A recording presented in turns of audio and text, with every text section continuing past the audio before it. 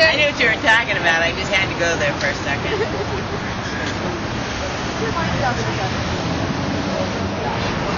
Well, we don't give exemption laws.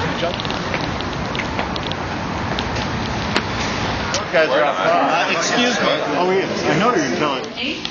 We have a lot of folks, and that's great. We like to hear from everyone. We are remembering that we are here to hear on the proposed rules for 502.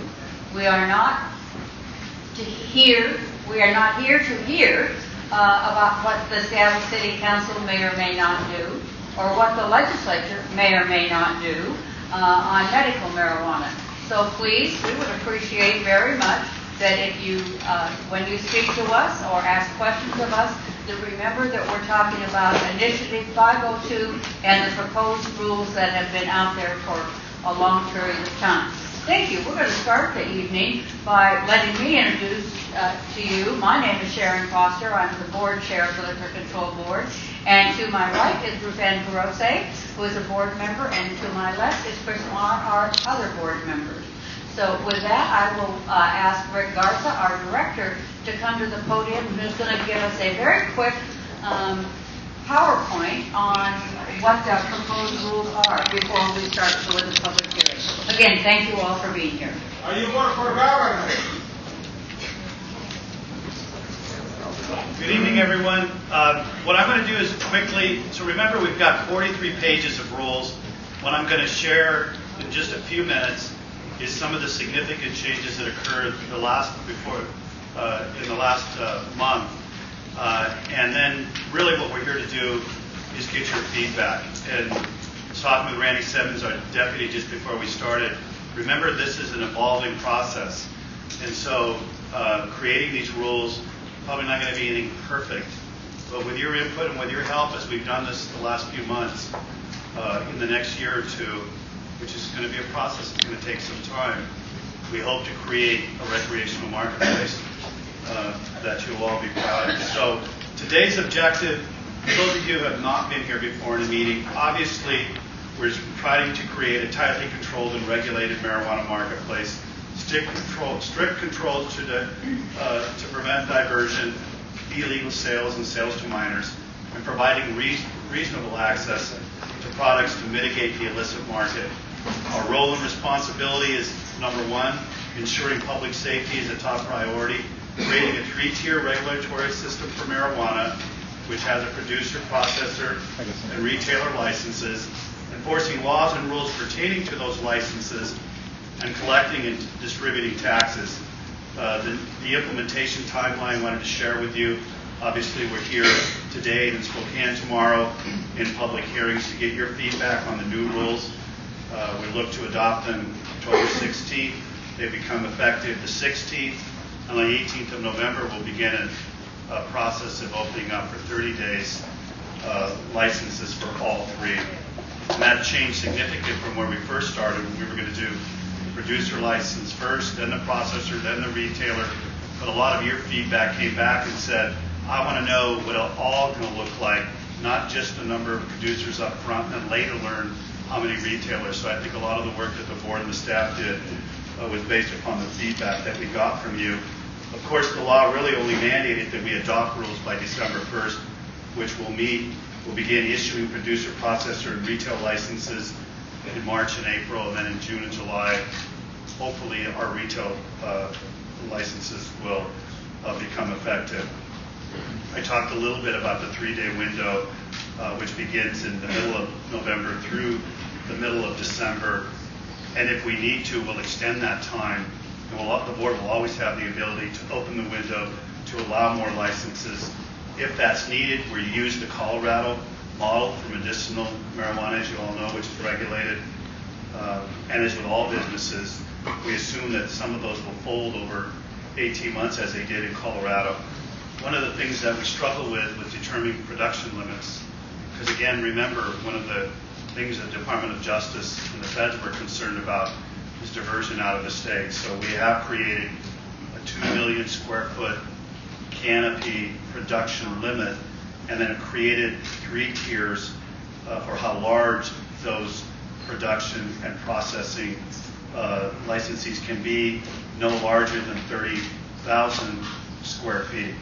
And I'm assuming we're going to hear some comments from all of you about those production limits. And then also something else that the board felt was important, given what we thought the intent of the initiative was, is to limit any entity and or principals within an entity to 3 producer or processor licenses. It also limits any principal or entity to no more than 3 retail licenses with no multiple location licensee allowed more than 33% of the allowed licenses in any county or city. And again, the intent here is to open up this marketplace for as many individual entrepreneurs in all 3 tiers. We also, as required by the law, had to set on-site production limits, and they're here in the slide before you. For the producer license, outdoor and greenhouses at 125% of the year's harvest, indoor 6 months of its annual harvest, processing licenses 6 months of their average usable marijuana, 6 months average of their total production, for the retail licensee, 4 months of their average inventory. And I suspect you'll have some questions about that, and our staff can provide you more information about how we got there. Also, several weeks ago, we provided, as we were mandated by law, to provide by county the number of retail locations. The maximum today is 334.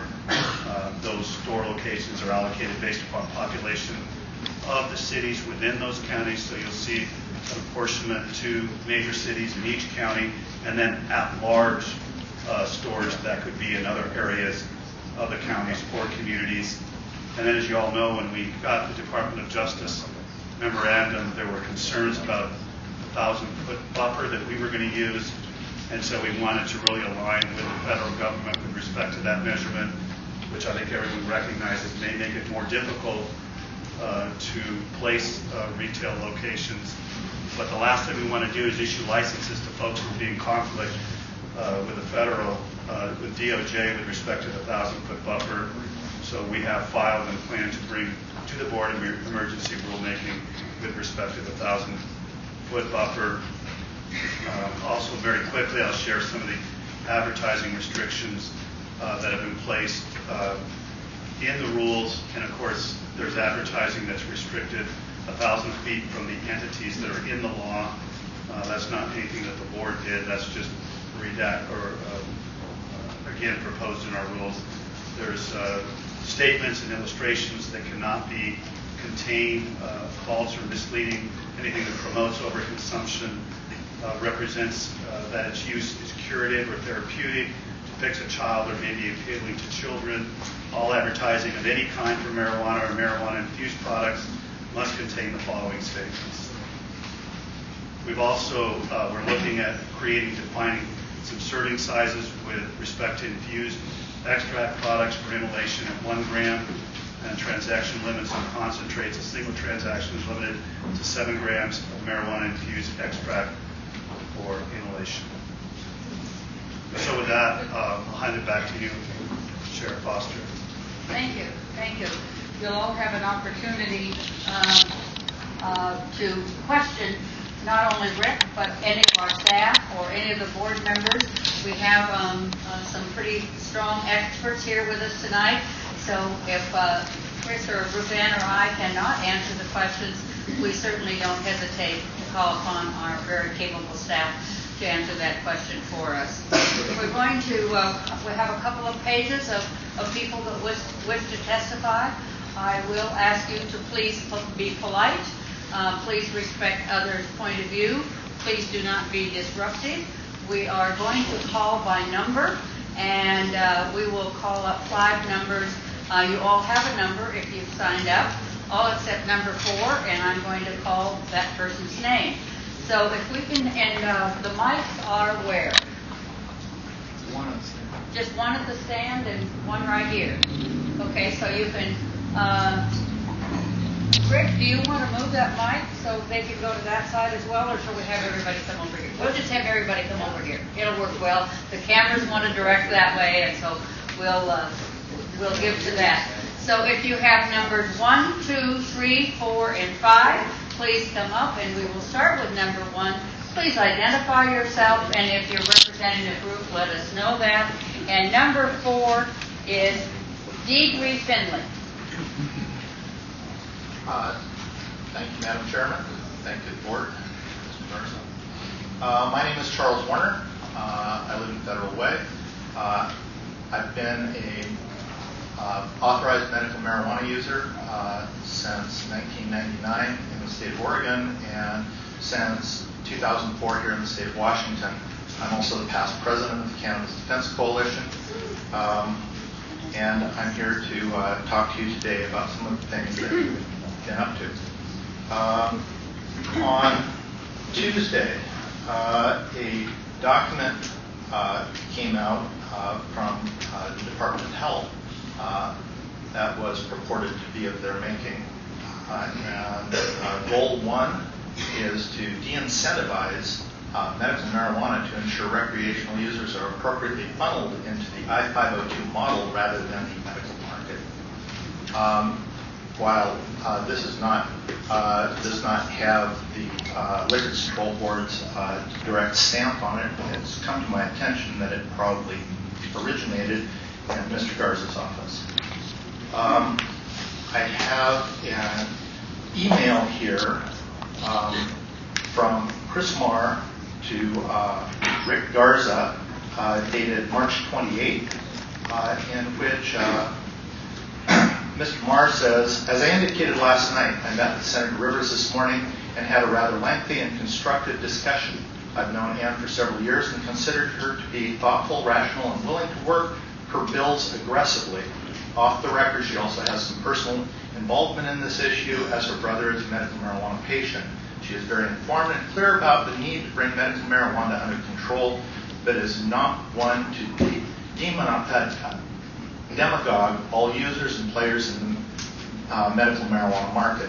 In short, I think I think she has the ability to be the adult in the room as this regulatory discussion moves forward. The fact that Senators Tom and Litzow are co-sponsors indicates her ability to work her case with the leadership. The reading confirms the underlying bill is clearly coming from Ezra Eichmeyer. She is very realistic about the chances of the bill moving ahead. However, she is committed to being part of the ongoing discussion. I told her that we had not vetted the bill inside the board, but to expect you, Rick Garza, to express discomfort because given the current state, we have no guarantee about what would emerge.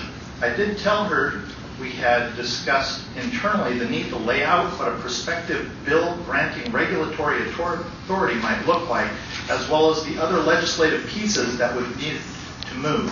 I told her you would contact her and arrange for a one-on-one meeting next week. She is looking forward to it. Afterward, I had a long talk with Kathy Buccelli. She agreed with my analysis that Senator Rivers could be a good point person to advance this issue. As you know, Kathy gets policy and politics around the issue as well as anyone. As far as next steps, here's an idea I ran by her that she agrees would be helpful. I mentioned some of this to you yesterday. Let's talk more about your thoughts on it. As a starting point, I suggest the following next steps. Step 1. Staff prepares a 1- or 2-pager on the current state of medical marijuana legislation, as well as an accompanying bullet point list of policy issues that would need to be addressed in prospective medical marijuana legislation. This would be accompanied by an explanation that it was being provided by request. Senator Rivers would be willing to do this, in parentheses, and that the board would proceed at the pleasure of the legislature. I would vet this with the governor's office with the understanding that the governor would be willing to section veto any conflicting legislation. This would prove sideboards to the potential legislation that would provide policy staff some direction. I think we have to ask ourselves whether our well-communicated resistance to going there on medical marijuana legislation has pushed us out of the tent as bills are being developed. A more articulate approach to identifying concerns could be more constructive. The downside, of course, is criticism that the LCB is intruding into an area where it has no authority. An invitation to weigh it would provide cover. Point 2, direct BOTEC provide a short validating analysis as part of their deliverables, parentheses, as early as possible, parentheses, which confirms and refutes the assumptions and policy construct proposed by staff in number 1. This would include a conclusion about what impact not addressing medical marijuana would have on out-year revenue assumptions. So it was important about the money more than anything. This would crystallize perceptions and get the attention of legislative leadership. Point 3, determine what order could be brought to the medical marijuana in the interim under existing Department of Health authority. Yesterday in our all agenda confab, I asked the DOH folks, they were prevention, not regulatory folks, but said they would pass it on, to check what authority their agency has under rule of address, well-publicized concerns about authorization mills. Kathy thought that they would already have it under existing law, which they do. This might include monthly, quarterly, mandatory reporting to MQAC of total authorizations issued by each provider. Sharon, are you going to allow we know from reporting that Mr. using... Warner? Yes. We've got a lot of people that have signed up to... I'd be happy.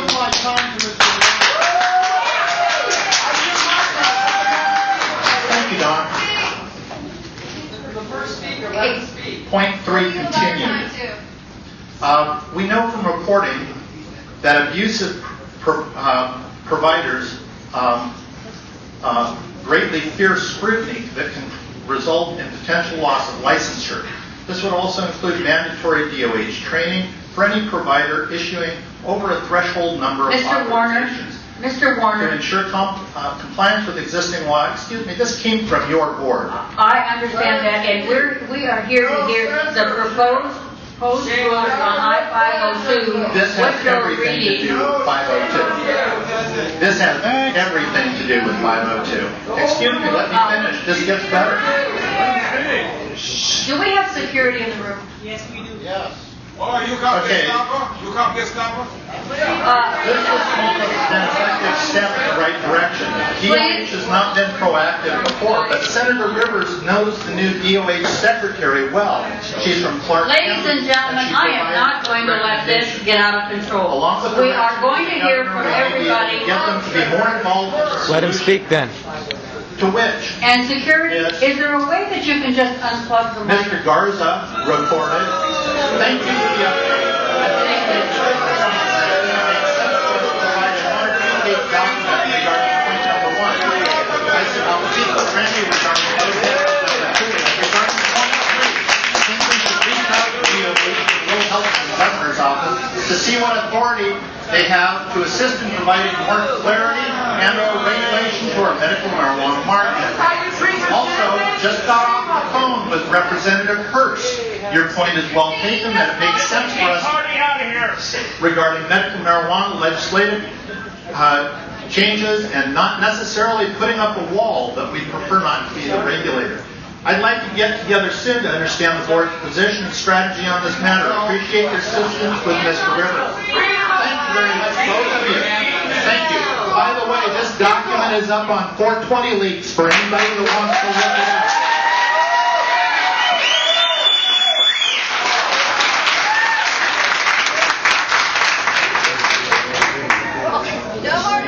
Thank you. Thank you again. I will hope that people will please respect everybody else that's in the room. And I will say again, we are here to hear your testimony, your thoughts on the proposed rules that are out there. I'm sorry if you don't like some of the things that have been said in the past. But today, we're here to hear on the proposed rules for 502. Thank you. Thank you very much. wanted to thank you for the work that you are doing. I am Kirk Levin, medical cannabis patient, registered voter, and founder of Cannabis Patient Protection. In December, it was mentioned to you, I reminded you in August, you still have not mentioned anything about the possibility of somebody with a felony grow conviction being able to get a license.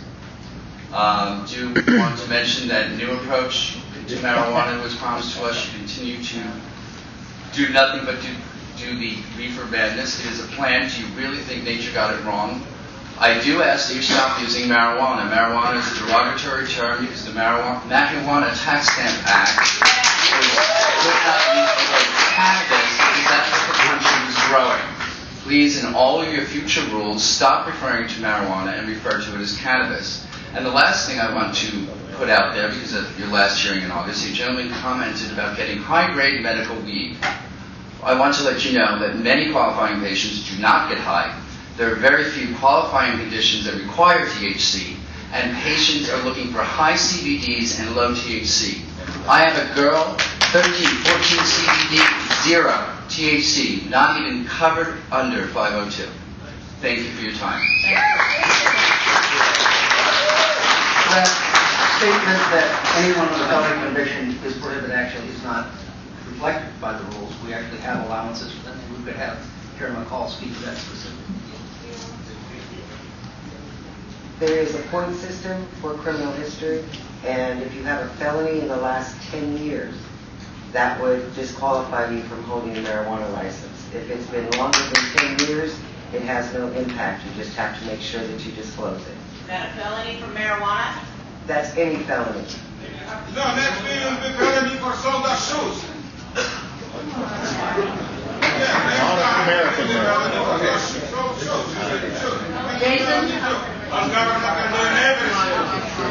Jason? You're up. Hi, my name is Jason Clark. I'm with Meditativa. What I'd like to address about the rules with I-502 and the concerns that I have is one of the things we focus on as Meditativa is taking care of sick and dying patients. And I know that this isn't about medical, so what I'm going to talk to you about is trickle-up economy and trickle-up economics, and how what you guys think that you're going to be doing that is going to bring profit to the state is actually going to cause you more debt and put people further into welfare, Medicaid, back on the prescription care programs. The idea of creating a recreational market solely for the ability to tax it is understandable, and I can see where the state might see that there is a value in that. But the problem that you're having, and after interviewing Brian of the LCD in a nice half-hour interview that I did with him, I asked him specifically, I said, if medical goes away, as you guys are looking at potentially doing, will there be any types of compassionate care programs? Are you guys trying to plan anything to take care of the sick people? Because remember, in the beginning, the whole reason that marijuana was given to the people was because they were sick, not because they wanted to get high.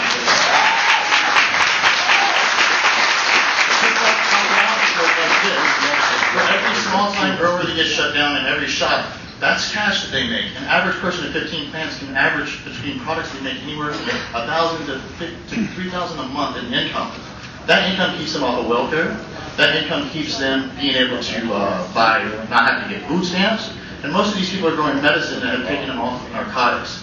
This cost is all going back onto the state because as you guys think you're going to do this for-profit action that's going to get taxed, you're going to end up with a bunch of broke people because you think we have a great spending economy. We have a great spending economy here because people have cash to be able to put back into the economy because they have a way to make it. When this is all stripped away, that cash goes away. More money goes away of the people who have it to even spend recreationally. And the people who are sick are going to go back on just chemo and dying. Street drugs.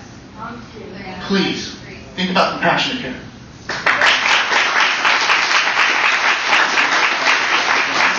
I'll remind folks that the tax structure we put in place was voted by the voters. It was part of the initiative 502. And I was also going to say, remember, we're implementing the rules of 502 that almost 57% of the voting population voted for. Thank you. Number 4, I yield my time to Jason Clark. Okay, thank you. I'd like to actually address what you brought up by the vote of the 56% of the people. Yes, 56% of the people were actually conned into believing that medical would be left alone and that this would be a state-run operation. The scary part is, the mob actually has to be scared of an authoritative figure, but when the government is allowed to make its own rules, who do they answer to? And who is the ones who gets to call them to action and call them to the table when it's time to be just and fair? Thank you. So if 56% of the people voted in, now that they know what's going on, I don't think it would be that number. Thank you.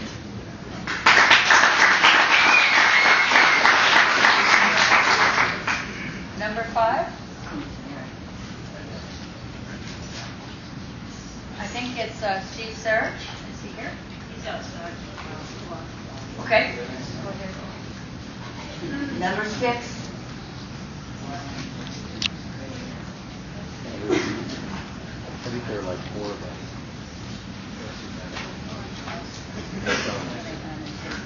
Good evening. My name is Arthur West. I'm here to speak about the woeful State Environmental Policy Act analysis for these new rules.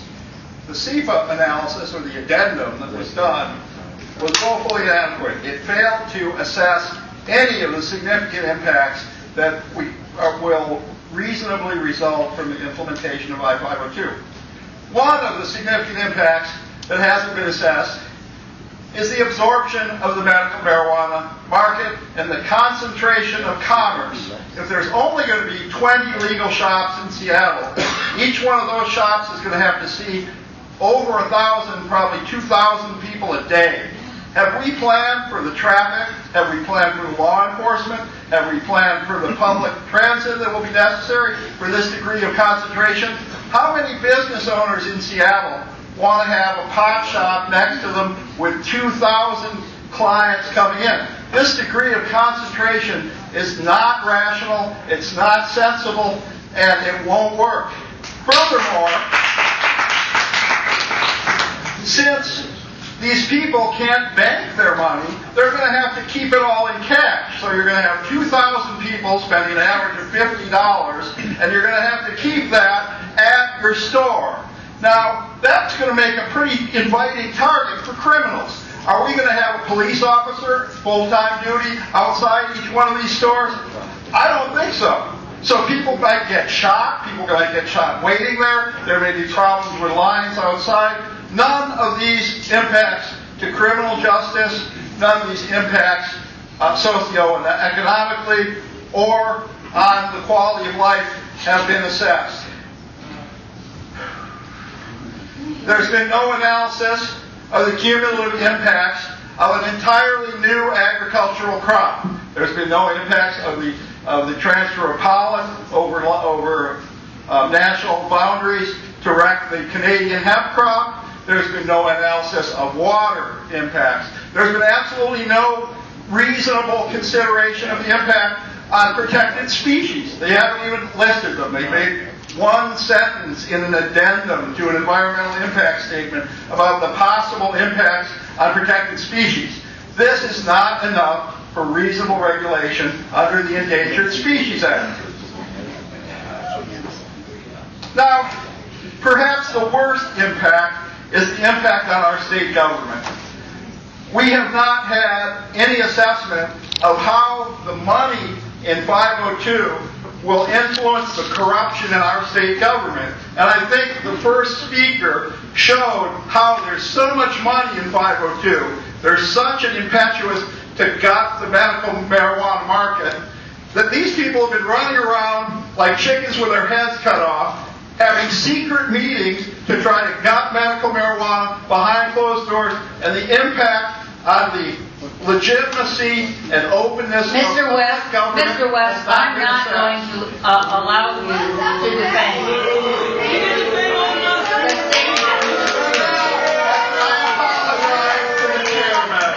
I'd just like to say that I apologize.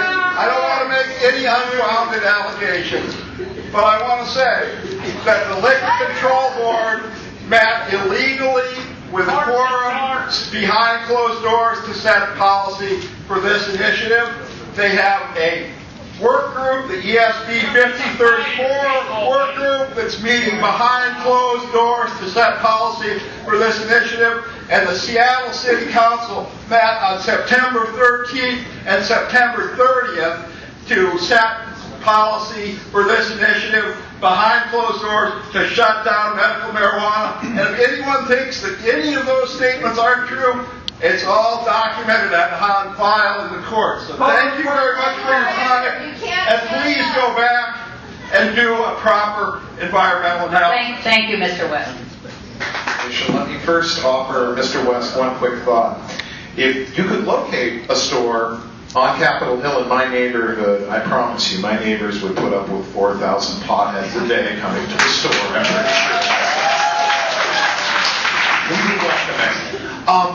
More globally, and I am speaking in the context of recreational, so no booing and hissing if you're going to read medical context from the following. You guys have done a really good job with these rules. They're B+, A- work. You've done great. In a very, very tricky period. I'm a little frustrated that we're backing away from the common path of travel stuff, but I understand there's this big, evil federal government that doesn't like it very much. I hope we can sort that one out over time. But it's really time to file these rules and get going forward, and let's see what we're dealing with on the recreational side, while I really hope we do sort out medical in the legislative session next year. There were probably a couple of typos in the rules that I'm sure you guys have caught. I'll send some stuff along later. The one key thing is the language around parks, where we're trying to write around that owned and managed language.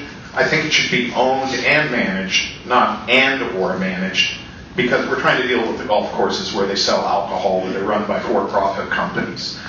And if you can do that, that would be great. For future consideration, I don't think you can do it on this round of the rules. There's no language in the rules on how retailers should deal with people who show up at their store drunk. What are they supposed? And there will be X percent of people who, if you don't give them specific instruction, will sell pot to somebody who's drunk and will get back in their car and go get in an accident.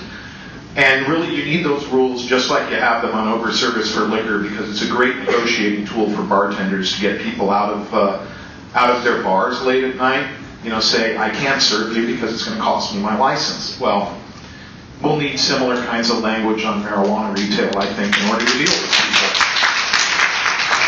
Other than that, let's just get this going and let's see where we go. And yes, there will be a medical system at the end of next year, folks. I can't tell you what it's going to look like. I'm making no promises on what it's going to be, but it's going to be there. Trust me.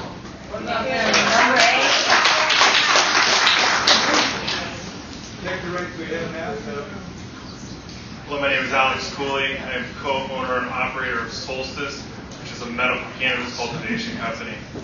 I do want to echo Philip's points that I thank you for the work you have done for the new emerging adult use market.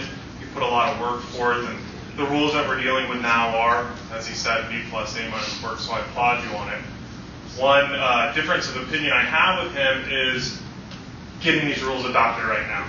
You were tasked by the Initiative I-502 and the voters of the state to adopt rules by December 1st.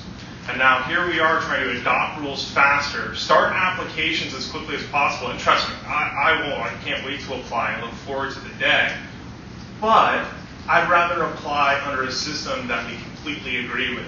You have more time to create more rules and appropriately fix your drafts. There are issues with them. So use your timeline until December 1st. I don't know the exact logistics of having another round of these hearings again, and I understand you could possibly be out of time, but really, even if you go a little bit over, is it going to be the end of the world? It's about getting this right. We have an opportunity, first for this state, second for this country, and third for the world as a whole, to be a shining example of what regulated cannabis can be. So, forcing it through as quickly as we can so people like me can start building, which, trust me, I'm ready to start building. It's inappropriate. We need to take as much time as possible and fix even the littlest problem. And I understand we have a lot of time, and I will work with you over the next years and possibly decades to get this to be a perfect law, as it will evolve just as alcohol has evolved. But we need the strongest foundation to start from. Because if we have any weakness, any sand in our foundation, it will be difficult to fix it later.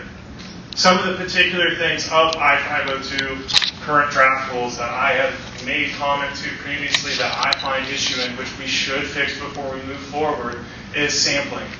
How we currently have the sampling structure of myself as a producer and a processor, how I can give samples to processors or retailers, it's a very small amount. It does not allow me to appropriately engage in commerce.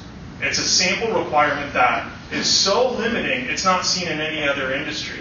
So it really prevents me from being able to work with new potential accounts. That's a problem. As well as, and this will come off a little weird, is the amount that my company can sample in-house. And I'm not looking to get as stoned as possible for free off of all of my product to divert taxes. I don't consume enough cannabis to do that. But I run a research and development round of new cannabis variety every 6 months. That's 20 different variety normally. You're only allowing me a gram to sample throughout my company. I have to give a gram of every variety to every person who's involved in the process. So I'm incapable of doing research and development. I have to guess, which puts me up on that board of a potential failure company. The more I can do research and development, the more I can provide samples to my accounts, who then provides it to end consumers, the more successful I can be, and the more successful I-502 can be. So please take a strong look at sampling and fix it now. Second is the proximity issues. And I understand that we've got the big DOJ coming after us, and they've put a lot of pressure on you, and I thank you for doing your best to hold up to them. But under Title 21 of the United States Code Controlled Substance Act, Section 860, is where this whole 1,000-foot scary thing comes from. Are you cutting me off? Okay, we need to get the next person, so I'm rushing. Okay, I'm rushing. I won't read a couple emails though, I promise you that. Under that statute is where 1,000-foot rules come from. You are taking a more conservative approach to 1,000-foot rules than the Department of Justice. The Department of Justice, yes, does measure by straight line, but they do not measure by property line. They measure by real property to real property. In addition to, there are 3 prohibited zones in I-502 that are not listed at all under this statute, which would be child care center, libraries, and transit centers. In addition to that, arcades and parks. Arcades are only measured by 100-foot proximity. So you are taking a much more conservative approach as the rules are written now. What I suggest to you, because you don't want to look bad to the DOJ, and I get that, is create an exception process for persons who actually do comply with the letter of the law of I-502, as well as do not violate Section 860 statute of the Controlled Substances Act. And last but not least, what I think is very simple, and I think you'll hear more about today than actual, 314.55 document. 083 is medical cannabis. And I will make it quick, and I respect the fact that this is not the place for it and the time for it, but do please rein in the Department of Revenue and Department of Health. They have had the opportunity to regulate medical cannabis as they saw fit for years. Department of Health has had NCLAC to control doctors for years, and Department of Revenue has had a statute in regards to retail sales tax for almost 2 years now that they have not enforced. So now, the thought is to completely stand up. Everybody. If you hear help, don't sweep patients under the rug. Please understand that there are real patients, and the perspective is a lot actually aren't, but there are real patients out there who deserve this as medicine and deserve to be treated with some respect. So please don't pull their rights away. I understand it's not you at the end of the day, but it's your responsibility to separate the wheat from the chaff. So I thank you. I applaud you.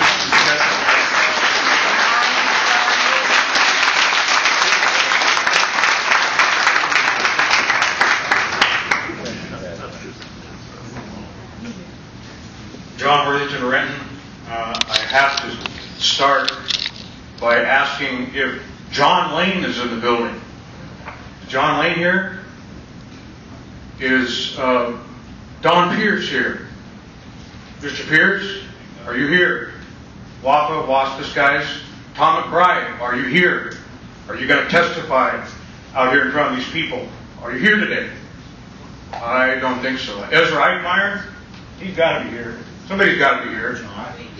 Where's John? Well, those people don't come because they meet in John Lane's office to decide the actual policy.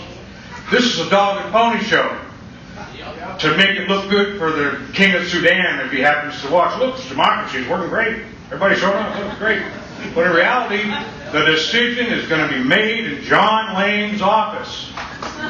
We know this because we filed petitions to deschedule cannabis.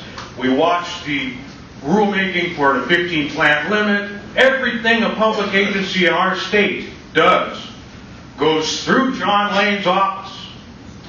They have, right now, through John Lane's office, a counter-drug program that has marijuana as its number 2 threat. You got state money going into a counter-drug program. 2 of them.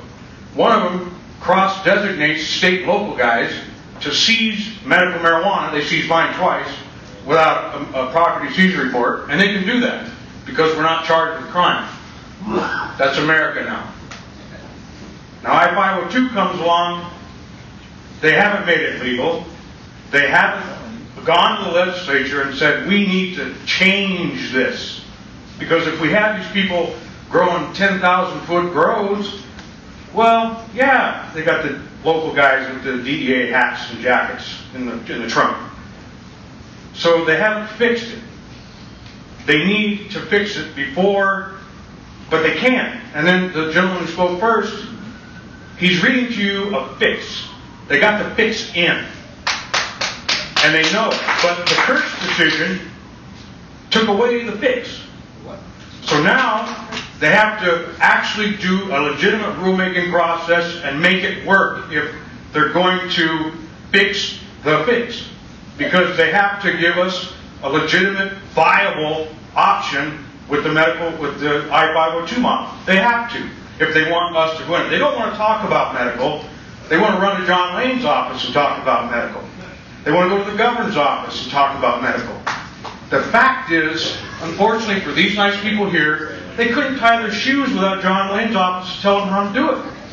Because we've seen it in public records documents. So they need to get rid of the taxes. They need to deschedule marijuana so they can bank. And the state schedule 1 test, Allison's here. I know she showed up. She's on her computer back there. Why she didn't write this in is because they never wanted it to work to begin with. They wanted to get medical on, watch it go down in flames, and not make... And Christopher Hurst, the cop on the committee, he can't even hold his water. He's talking about how fast, go to Colorado or whatever, they don't got nearly the tax structure we got, and they're going under already by the thousands. But we can't change it. We can't fix it. You don't have to. They could fix it. They could change it. They could go to the legislature and say we need to deschedule on a state level, and the state Schedule 1 test says accepted medical use in the United States. So that means the feds have to reschedule. And all they have to do is cite the patent the government took out on marijuana. All they have to do is cite the impact decision to add qualifying conditions. Boom. You have accepted medical use. The feds are forced to reschedule it. By God, we can bank somewhere. Now we can go after the actual tax structure and give them a viable option and make it work. But that's what happens when you have people writing the law who have never had an intent to make it work. And you got people sitting in the governor's office mixing the executive branch with the legislative branch in the way that America wasn't supposed to be done, fixing it. We need you guys to be on your own and out of John Lane's office. John Lane has something to say. If WASPIS has something to say, if WAPA has something to say, they need to step up to the Vicodin and say it right here and not in John Lane's office or not in the governor's office. Give us a real viable option. Right now, they're not capable of coming up with it. Can we have number 10 come up, Steve Faber? I don't have shoelaces. I just have slip-ons. I'm hard of hearing. You have to excuse me. I didn't hear you. We can tie our shoelaces. I have slip-ons. I don't have shoelaces. Oh, okay. Well, like I said, you see John Lane anywhere here? Number 10. call number 10. Thank you.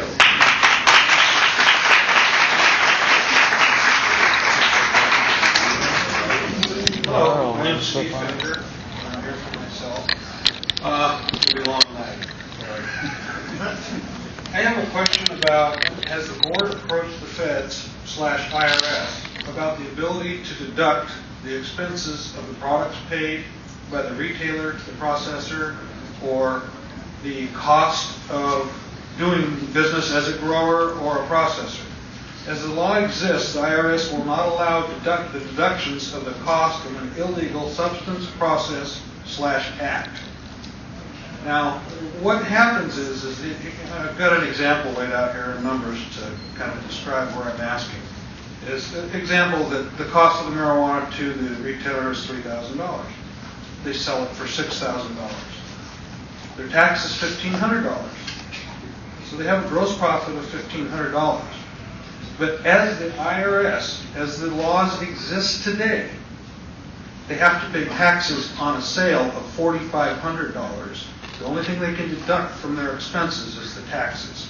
And I wanted to know I can if the answer board has that. ever done that. Great.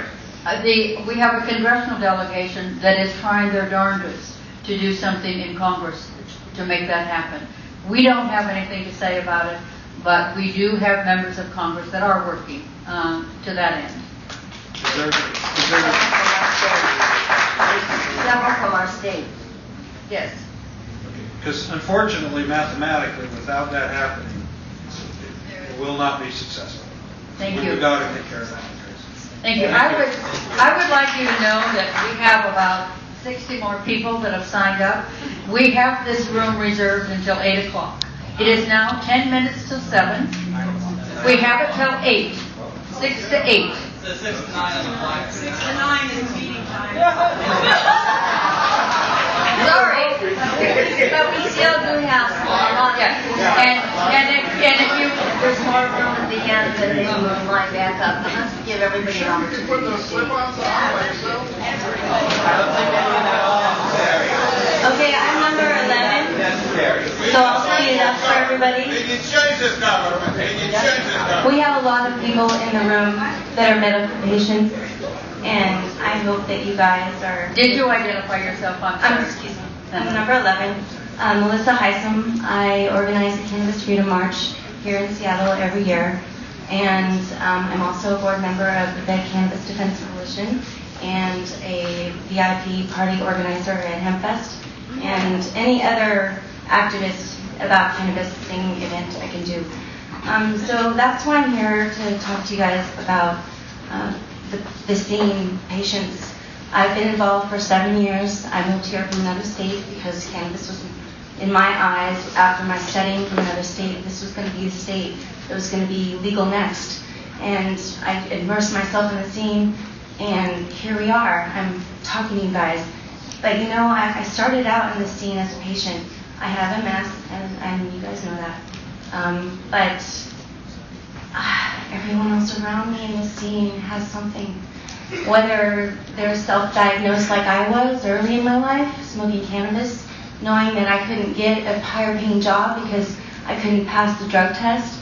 And now we have this part of life that enters us, and you guys are the rule makers for the rest of the state, the country. You're going to be the ones that make a difference. And what you say goes, but you got to remember, we are all patients. Whether we were diagnosed or self-diagnosed, we're all patients, and we need you to not forget. And I know 502, blah, blah, blah, but to your heart is content, and your souls, don't forget us, because you have a lot of passionate people here.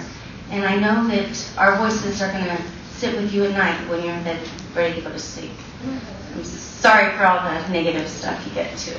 All right, let's do it.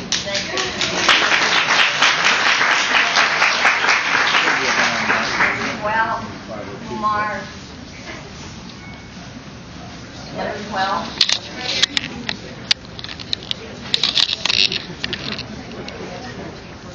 Hi, my name is Christy Miller, and I'm here to ask you what you're going to do when the first person is arrested because it's still federally illegal in the United States, what your first I-502 person is arrested and serving federal time for, what are you going to do? What is I-502 or the state of Washington going to do? Your business model is not protecting us from the feds. So what are you going to do?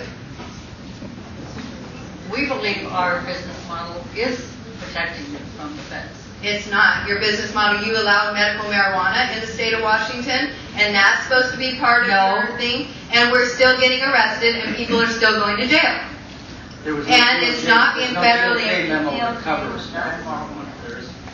And you're telling us that it covers us, but we're still getting arrested. You're still taking our homes, and you're not giving... I'm saying that we're relying on a DOJ memo that outlines specifically and points to the rules we have.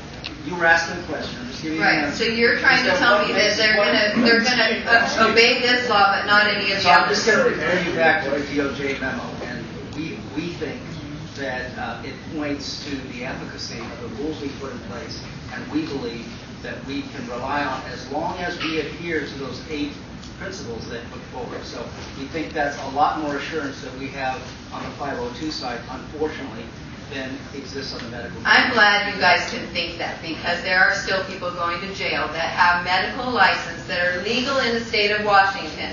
And they're telling us that feds aren't here, that our local authorities aren't wearing the DEA caps and don't have them in their trunks and stuff. It's going to happen, people. People are still going to be arrested until it is federally changed. These people can tell you anything they want, but they are lying all the time.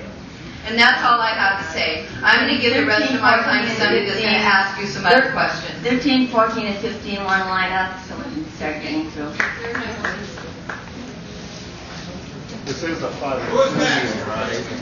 And please remember, this is a 502 proposed rules hearing. Please remember that.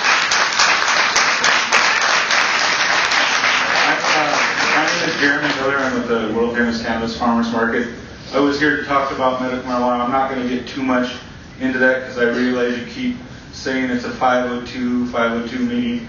Well, on that topic, when the health department and everybody asks you to take over regulating for this, make sure to say no.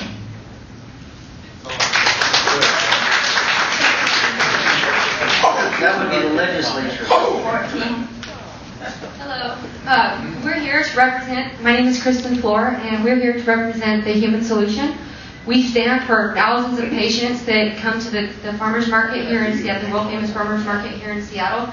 You just heard from Katie and Jeremy, and we are extremely concerned that the profits that will be made through 502 is going to detrimentally hurt all of our patients. I believe that we're going to have to pay extra, lots of money for our medicine if it becomes regulated through Initiative 502, and the Liquor Control Board controls it as opposed to our caregivers and our patients. We need to keep our rights, and we need to stand for our rights, and don't let the Liquor Control Board take them away. Thank you. Thank you. What she said. I want to say I'm a patient. Are you 16? Yes. Pardon? No, I'm part of this group. We're 14. We're 14. We're part of the Human Solution. This initiative is making it harder for us patients to acquire our medicine. I can go down the street, which is right next to a school, right across from a daycare, and get narcotics. But if I'm too sick to get my medicine, you guys are taking it away from us. We're moving it farther and farther away from patients. And it's going to hurt a lot of people.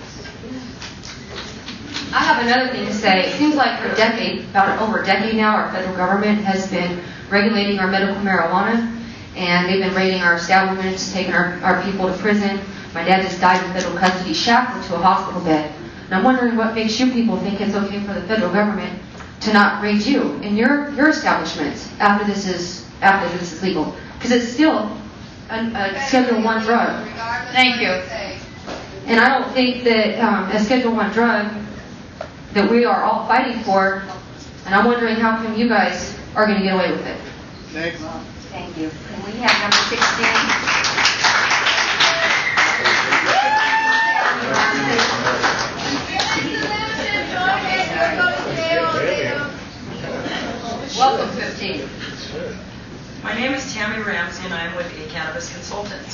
First, I would like to thank you for the changes. Stand up to the mic.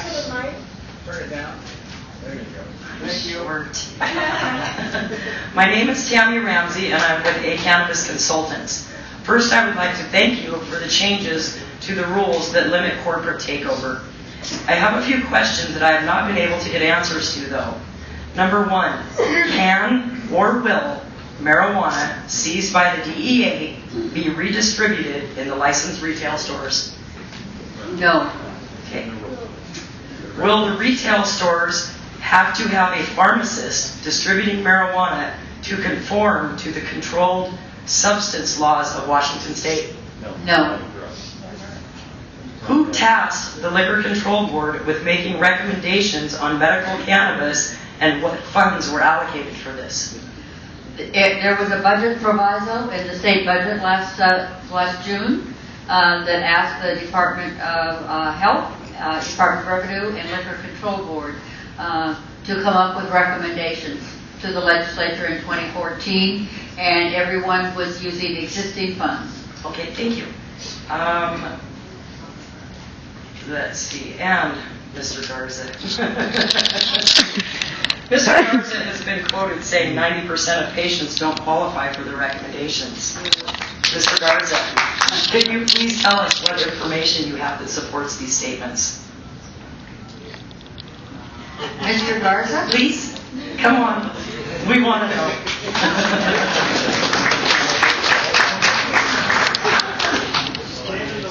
I don't know that I said exactly that. What I said to the House Finance Committee is that we're not aware. In fact, I've asked, even since those statements were made, what it truly looks like, and whether it's 90% or 50% or 30%. Obviously, if this was intended to be an industry that helps patients, then it appears that there are many others in the recreational marketplace that are having access to medicinal marijuana that don't typically qualify. So I mean, the statement was whether it's 90 or 50 or 30, it's probably not 100%. So that was. Mr. Garza, you, I quote, said 90% of patients do not qualify. Mr. Garza probably wishes he hadn't quite said it. Sure he does. And I'm sure he wishes I didn't watch TV Number 5. Will the marijuana available for the retail stores be genetically modified for identification? No. No. Thank you. Thank you. Okay. I believe the transparency in this implementation has not been applied. We have been lied to about I-502 not affecting medical cannabis. I-502 contains medical language, and several changes have already been made to I-502, along with several changes to the controlled substance laws that do affect medical cannabis. With the recent release of medical cannabis timeline from the Liquor Control Board, hostility has grown towards the implementation of I-502 and the Liquor Control Board. I ask this board to be truthful in its implementation and fair. Just because recreational can't compete with medical cannabis does not mean you should lie about or attack medical cannabis patients or the industry. I-502 is marketed to not put adults in jail for marijuana charges, but with the promotion from the Liquor Control Board to shut down the medical industry, this will cause adults to be jailed. This is not what the voters voted for. Please stop the lies and the attacks on medical cannabis and do the task at hand, which is creating rules for recreational marijuana. Tracy, if you want to submit that, if you could submit that, and I really resent you calling me a liar. I do not lie. Cheryl, you have been asked many times if the Liquor Control Board had anything to do with medical marijuana, and you said no. But you were asked with tasking with a recommendation. So you do have something to do with medical marijuana. None of the board members are on that work group that is working on that. Your employees are. Just to be clear, just so folks appreciate this, two different areas of statute, and we don't have authority under that part of the statute. If changes are made, and you are right that we were tasked with being part of a group that has recommendations, those recommendations go to the legislature. No changes can be made without the legislature moving forward. So I'm going to suggest that's probably the next forum where folks will be having discussion. But inevitably, You are working on a recommendation for medical cannabis. Right, we were asked to do. Okay, and when you were asked in the past if you were working on anything with medical, we were all told no. Well, we went. Thank you. What's the truth? What are you working with head of the Department of Health? And you pointed out in your emails how you could use that. Hey, don't interrupt. I'll answer. No, he asked me a question. And I'll speak to that. Then we can move on to something that's more about the rules. Excuse me, audience. This is about the rules. Excuse me? Let me answer that question. Now, we are going to let Member Marr ask Mr. Serge Well, a it's not a question. question, it's responding to your question. And we are not going to hear from the audience whether you want that exchange to happen. It's going to happen.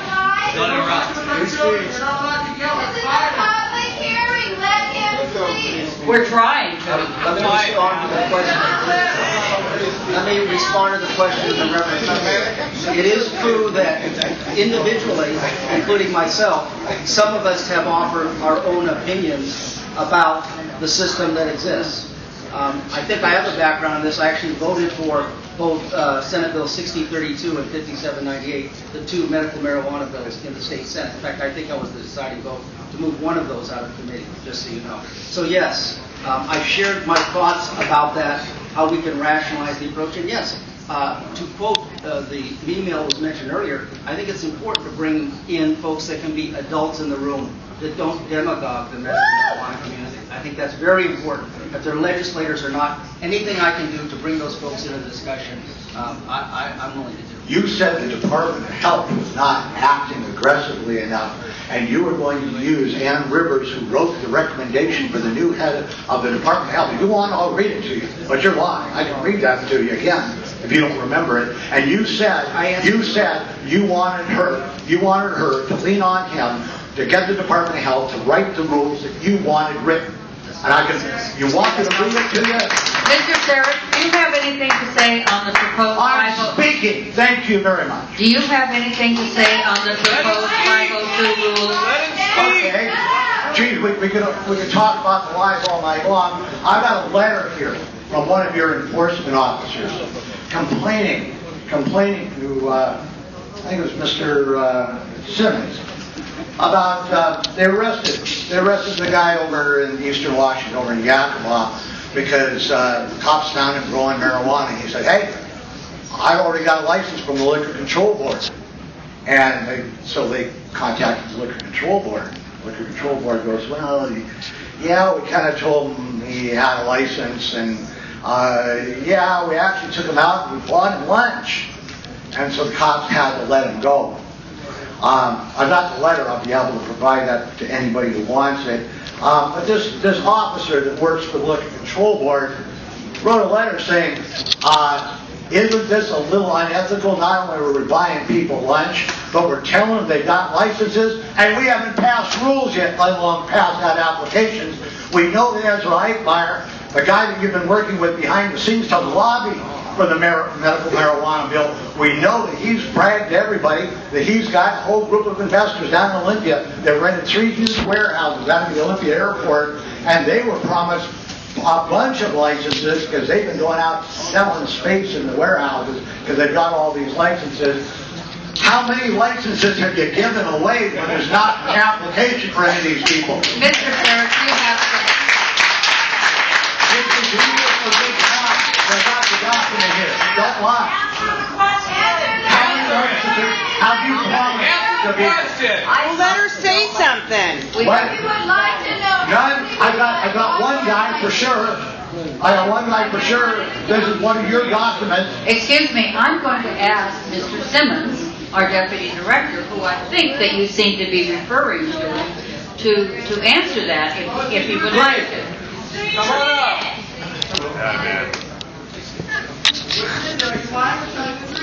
Right, we are a peaceful community. Pretty red. I don't know. So we have not issued any licenses. The gentleman in Eastern Washington, that is exactly what he told the task force, the drug task force, so we had given a license to him, which is not true. We did visit his grow facility. Did you promise him a license? No, we did not. And, if he's a multiple-time felon, and Discredit him. no, it doesn't discredit him. Yes, we did. The people there, because he was the first hydroponic grow that we went to. We went to numerous grows around the state to see how things were done. This was the first person related to us that had a hydroponic grow that we went to. We went and saw him in the early spring, not the day before, like he was telling the task force that we were there, which was not true. Well, your enforcement officer informed you in this letter that he felt that that was unethical behavior to be running around telling these people, and the cops let him go because the cops believed what the Liquor Control Board had said. The cops talked to the Liquor Control Board. Let me just talk about one other quick issue, and then I'll give up the rest of my time.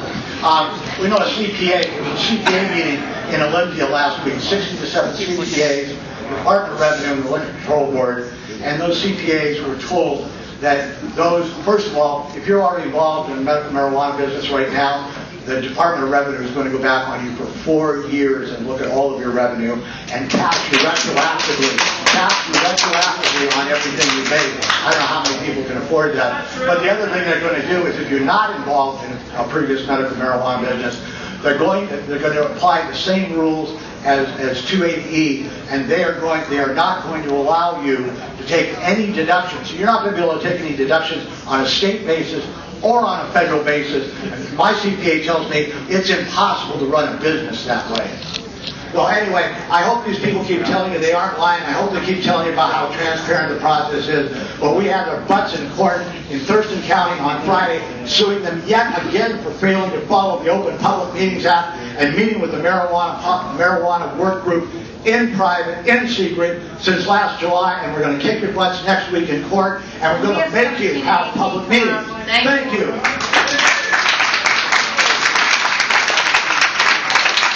We build a building and we have a facility ready and we've not received a dead cat on the line and a fly in the milk or something, and it needs to be resolved and immediately, not something that you have to ponder about, but I think we should do it quickly, don't you think?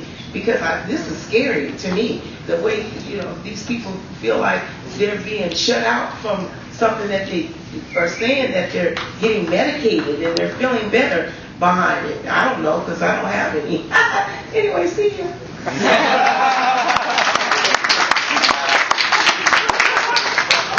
Yeah, I think that was going to be the premise of my speech as well. Sam Bellamy. Sam Bellamy will go for council position. So my name is Sam Bellamy. I'm with Stand Up America, and we go to every council meeting. I'm going to start from the federal, state, down to local, because I think it all applies to 502 and how it's being implemented. We have the federal government who's disgusted with it, trying to figure out some way to manipulate the process so they get their hands in your business. Then we have King County holding meetings about marijuana 5012, won't just let citizens into discussion. We have Seattle putting restrictions on us. And you guys are our only outlet, but pretty much you're in the pockets of all these politicians. And, someone read an email earlier, I'm not going to read the whole thing, but there's one... I'm pretty sure you don't know. Don't interrupt me. I didn't ask you a question. I didn't ask you a question. I beg your pardon. No, I am. Shut up. Your point would be taken more seriously if you would stop. I am. You know what? This is freedom. This is America. This is Congress. That's true. She's rude. I don't want her to speak back to me. This is a public hearing. I'm not being investigated. She's interrogating me in front of everyone. Excuse me. I'm trying to speak. Excuse me. I do want.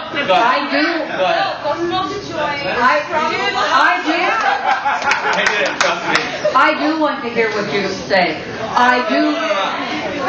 I will interrupt as long as you insist on talking about us being in somebody's pocket. You are! No, you're my opinion. I feel that way. I hate Democrats, I hate Republicans. I have an opinion about something, right? You don't have a right to tell me I can't think that my government is colluding with the federal government, making it harder for marijuana growers, even for recreational users. I think the system has been manipulated. Are you going to speak to 502? I'm speaking directly to it. You're interrupting me and not letting me get my point. So just sit back and listen. Just listen for 1 second. 1 second.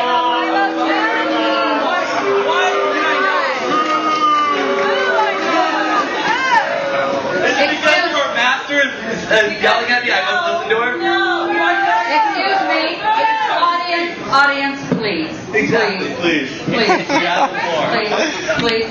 He has the floor, and I'm going to let him speak. Thank you. I am not going to allow him to put us in places where we don't belong. I am not going to allow. It's not fair to all of you that have taken your time to be here. Thank you. That I so much appreciate. And so we're going to listen to him, but we're only going to listen to him for a moment or two. Thank you. What do you have to say about 502? So I'm going against, I'm sorry, I went against the aristocrats. So I'll just read what I want to read. You go 502. Can I read? We have family. Alright. So the email itself read earlier, the one sentence. The downside, of course, is criticism that the Liquor Control Board is intruding in an area where they have no authority. An invitation to weigh in would provide cover. They're covering up what they're doing. So you guys are telling me that you're not in someone's pocket? You literally sent an email, you wrote the email actually, Mr. Marr, that to provide cover. So you are in someone's pocket, you're manipulating the system. So don't lie, and don't tell me I'm lying. Because I'm trying to speak directly to citizens that we have a problem in our government where they manipulate the process and play this charade that democracy is happening, and have all the booze in here. Obviously you guys are making some kind of money off of this, or else you would not. You let the medical marijuana growers talk. You let their concerns be aired. But your big, gigantic pocketbooks are not allowing citizens to dissent, to say that I don't think the process is working effectively. And you guys use the word to cover up. So don't disrespect, interrupt, and be rude. And if I think my government is corrupt, I can say that. So I do that.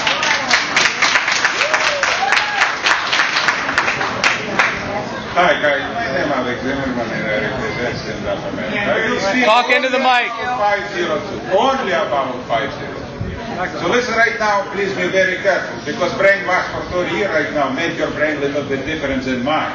And I come from different system, from Soviet Empire and communism. And my family have experienced the German Nazi too. So listen to me right now for a couple minutes only, 2 minutes only, but listen me very carefully. 200 years ago, America stand up against tyranny. Yeah. What has been tyranny? It's been a freedom of market, a freedom to be a human beings, a freedom. It didn't go for 200 years, but for last 30 years, it's everything changed totally. We're talking about 503. For 60 years, we have a black market. What is $100 billion? And $20 billion we spend for fighting with these people. And 8% people in jail is only about drug, about marijuana mostly. It's very interesting statistic. So what is we have right now? We have a proposition, we have a something that belong to free market. So what is mean free market? When this go for 60 years, in black market, you know what it means, how you can stop a black market now. In capitalist system, in free country, with free enterprise, we have a black market. What is this, communist or Nazi or fascism? No. So this everything is very stupid by definition. First, because black market will be for another 60 years. Number two, is keep prices, $12. When this free market and everybody can sold legally, because black market you cannot stop. In no one world, no one country stop black market. You cannot stop black market. This will be black market, and this black market will be provide cheaper price than regulation. So very simple. Sense of this is don't have a business sense. You understand about your token? When we have a black market for 60 years, we need open this. Only open to everybody, so everybody can do this legally, like sold shoes or food or McDonald's. You understand where it's going? Exactly. It's only one thing. And most from you, guys, I'm sorry, most from you don't understand. Because for 30 years your brainwash come right now to tyranny, to fascism, to communism. Are you understand about your problem?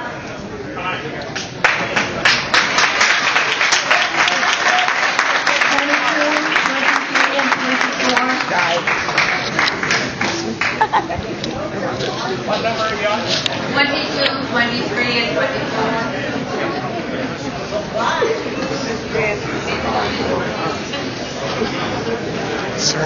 Nellie, now we're at